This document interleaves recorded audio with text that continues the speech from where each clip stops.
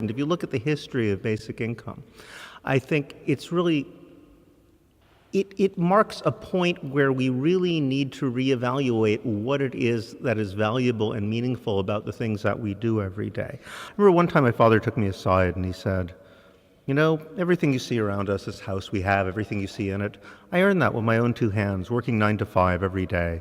You know, I would get up in the morning, I would go in and, you know, it was my labor that brought you everything you see around you. He said, David, it was horrible. Don't do that. Find some way you don't have to get a real job, you know.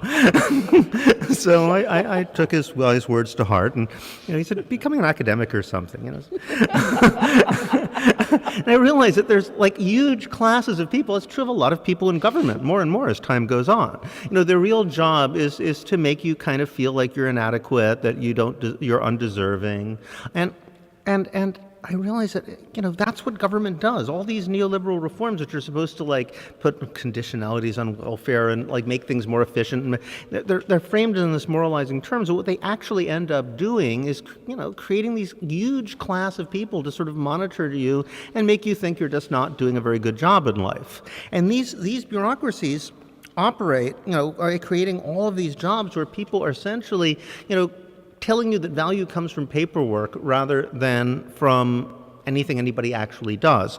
You know, it starts on the level where there's this guy sort of monitoring you to see if you're using all the rooms of your house correctly or taking care of your children correctly, or, you know, all this sort of benefit like fraud conditionality, you know, people trying to decide whether you're actually married to someone, or you know, so poor people are just constantly monitored by huge classes of people who are there just to make you feel bad about yourself and tell you you're not doing a good enough job in life.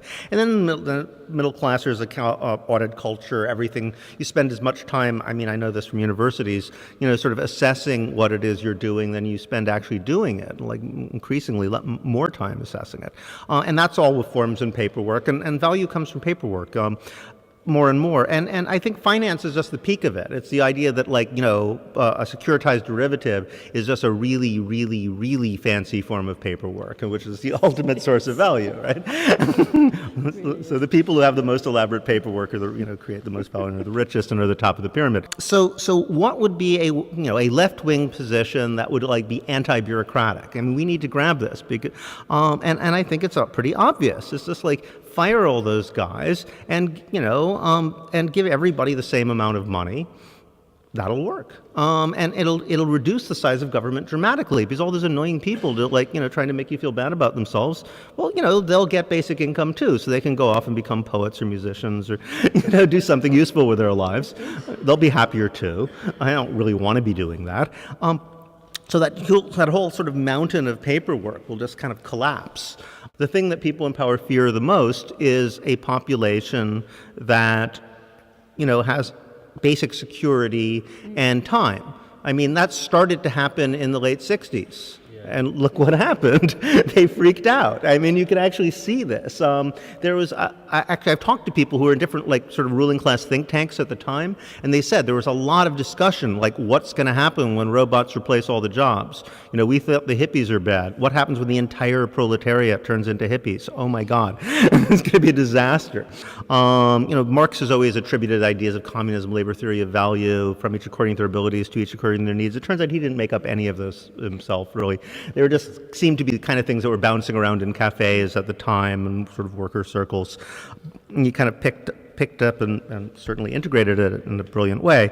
But the idea of the labor theory of value just became common sense in the 19th century. I mean, if you look at even sort of mainstream politicians, I was looking at speeches by Abraham Lincoln, you know, any of these people, they sound like Marxists now.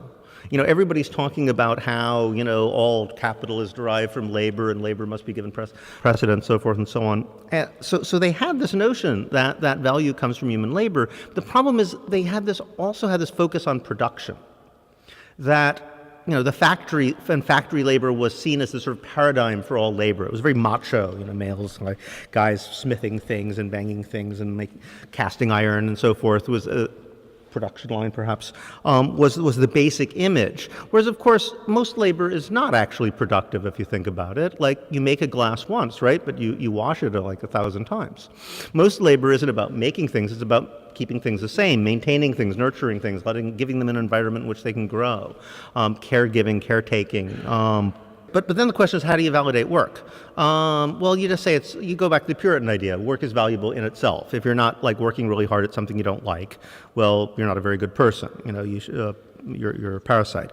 So that's how you can have the situation now where people actually think their work is more valuable if they don't get anything out of it. So even if you know that you're doing something good for the world, in a way you should be paid less. People think it's okay, like nurses should be paid less, or because they're actually contributing, or teachers because they're contributing to the world. So I think that we need to massively reevaluate this. If we're going to take off again, we need to start thinking about what makes work actually valuable, which is that it's a form of care for other people.